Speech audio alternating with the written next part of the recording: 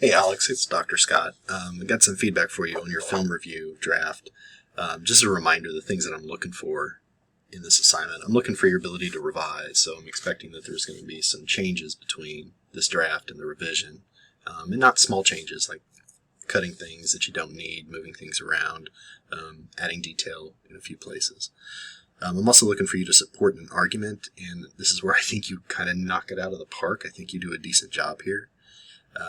Integrate quotes. I don't think I saw a quote from one of the reviews that we read in your draft. That's something that you'll need to address between now and the revision. You need a quote from, two quotes actually, from the reviews that we took a look at, or that were available.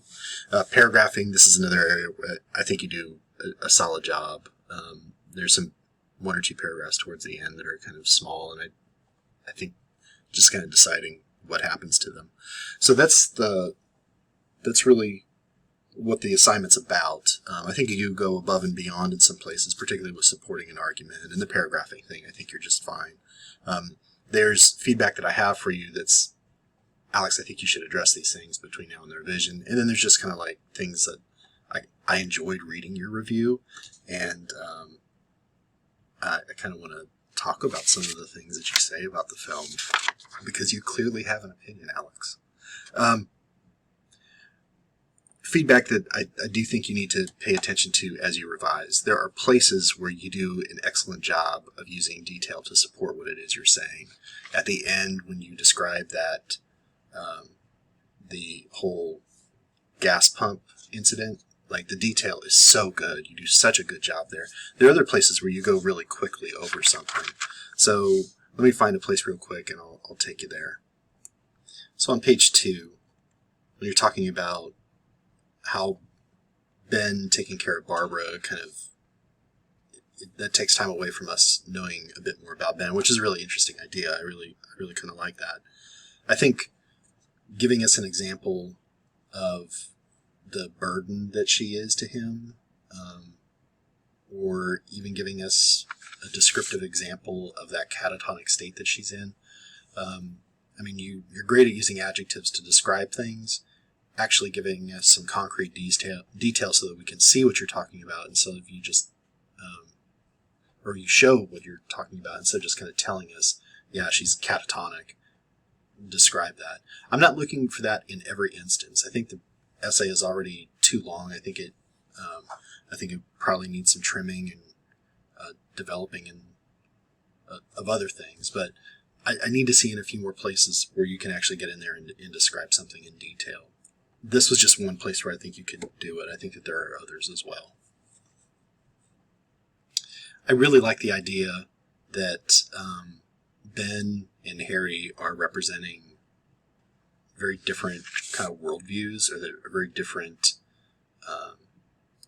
perspectives here. Like, Harry is, I think a charitable view of Harry is that, he's looking out for his, which is something that, I think a lot of folks would do. And then there's Ben, who you could interpret as looking out for the good of the whole. I think providing some examples and some details to back that up would be great. I think that there's places to cut. And although that this is a really interesting idea, I don't know, it might be something that you cut if it's not something you also want to get in and provide some examples and details to support. I like when we get into page 3, I kind of like how you sequence ideas. It's not something I looked for in this assignment, but you have a nice, it's not built upon the plot, which can be annoying as a reader, where this thing happened and then this thing happened. That's not really what a review does. It does kind of pull things apart by criteria, but your criteria, they're kind of set up in a way where one dovetails in with another. And again, although that's not something I'm looking for in this assignment, I just want to say I appreciated that as a reader, where you'd have this paragraph about setting, and then, kind of like the other way of, or having something that kind of dovetails really nicely with that setting. This paragraph here, again, I think I'm on page 3, is another place where I thought, if you want to keep this, having some details to support what it is you're saying here would be helpful. It's kind of, again, it's that difference between showing versus telling. Saying that the house is mostly unfortified, that's telling. And again, you don't need to do this everywhere, but I need to see in a few more places that you can use really good descriptive detail. This stood out to me as a place where you could do that. Either here.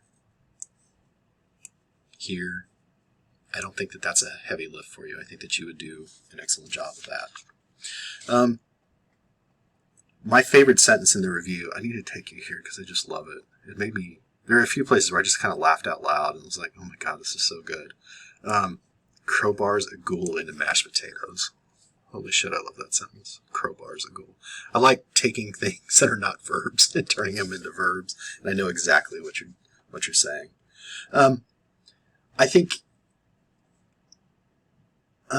when I first read your review when it came in, I was like, oh my God, Alex is just beating the hell out of this film. I think you're actually kinder than I thought you would be.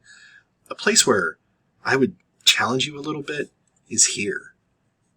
Isn't it incredibly human to do something idiotic when you're under pressure? It felt like this part of the film to me, and it's fine that you disagree, but this part of the film to me felt like, yep, I could totally see people effing it up just like this plan going completely sideways.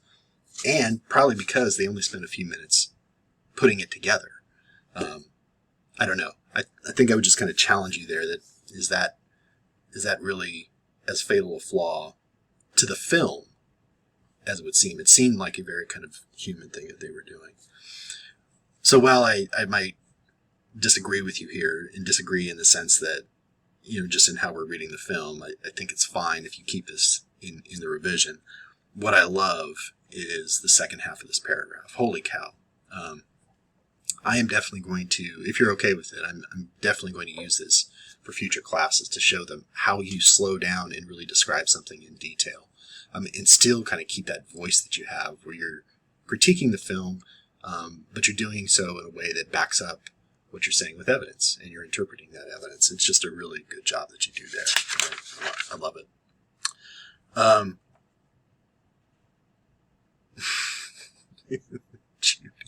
This sentence too made me laugh. Not to find someone out when I've heard stupid decisions. Oh my goodness. All right, so I really like the review. I think you have things to cut. I think that it's far too long, and that's going to be a tough decision to make. But I think you have some choices to make in terms of what stays and what goes. I like the balance, to be honest with you. There's some folks that have a hard time pulling off that balance and actually writing a review. It becomes this like, well, on the one hand, this thing, and on the other hand, this thing.